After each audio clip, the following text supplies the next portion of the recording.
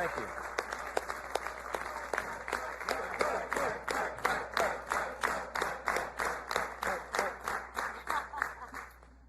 This is the vote tally card. We're going to frame this one, okay? 218, 214. Listen, I'm not going to give you a long speech. A lot has been said today, and these people are exhausted. A couple of us quite literally haven't slept in 2 days, so I'm a danger to myself and others right now. I'm not going to speak off the cuff. I'll just say this. I mean, many of you have asked me this question in the hall over the last couple of days.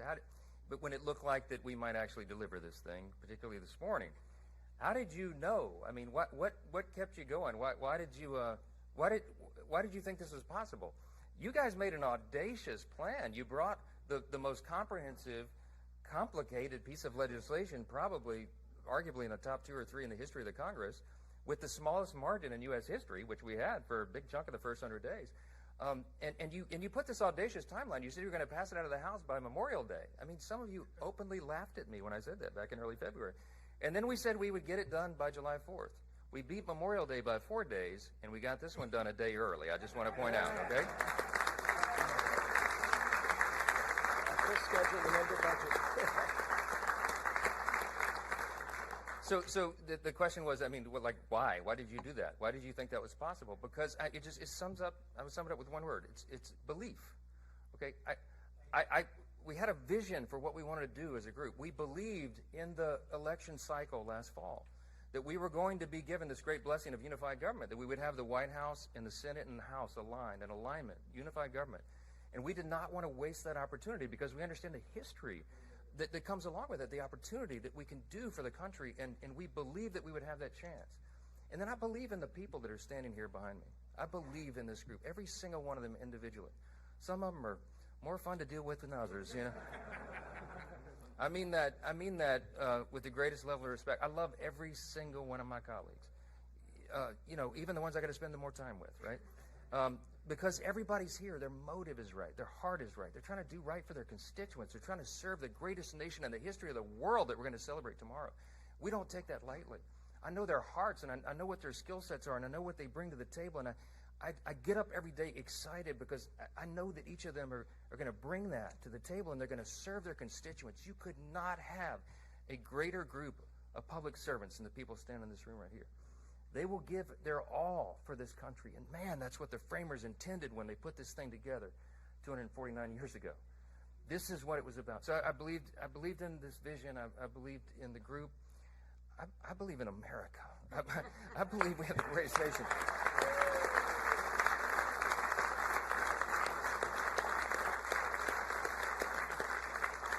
I'm going to say this very simply, and everybody here would articulate it in their own way. We had a tough 4 years before this last election cycle. America we were in deep trouble. And we knew that if we won, and we believed we would, and we knew that if we got unified government, we'd have to quite literally fix every area of public policy. Everything was an absolute disaster under the Biden-Harris radical, woke, progressive Democrat regime.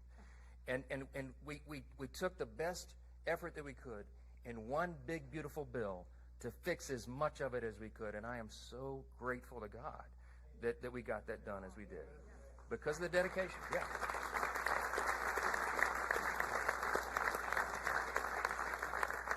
Lastly, it's no secret. I do believe in God. I believe in that motto that's up that I referenced in the floor speech a little while ago. I believe that is what has made our nation the greatest in the history of the world. And some people shake their heads and they think that's old-fashioned or something. That is a fact. When the framers put this together, they stepped out in faith. They did something that no nation had ever done before. The great statesman, philosopher G.K. Chesterton of Great Britain said, America is the only nation in the world that was founded upon a creed.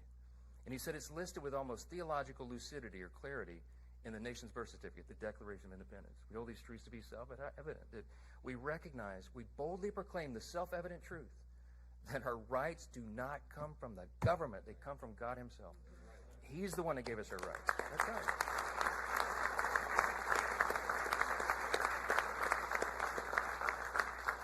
Abraham Lincoln said in the Gettysburg Address, we are dedicated to this proposition, one nation, under God, a government of the people, by the people, for the people, shall not perish from the earth. This is an experiment. It's only 249 years, y'all. That's not a long span of time in human history. It's just a blip on the whole scale of human history. It is up to us to save it. It's up to the duly elected representatives of the people to come here and represent, and it's up to every single one of us, of the people, by the people, for the people, all of us. So you got to be engaged, and we got to pass this along to the next generation. Reagan reminded us, freedom's not inherited in the bloodstream. It's got to be protected. It's got to be fought for. It's got to be taught to the next generation so that they will have the same liberty, opportunity, and security that we have all known and too often take it for granted. So I just want to say, we're going to get to the main event here. We're about to sign this bill and get it over to the White House, okay?